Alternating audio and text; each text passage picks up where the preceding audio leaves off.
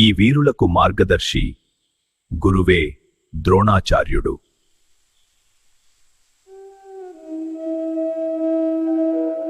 హస్తినాపుర యువరాజులు యుద్ధ విద్యలో నైపుణ్యం సాధిస్తున్నారు.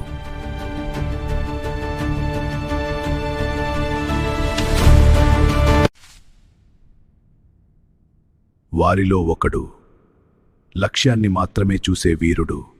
అతడే అర్జునుడు. పగలు కాదు, రాత్రి కూడా అతడి సాధన ఆగలేదు.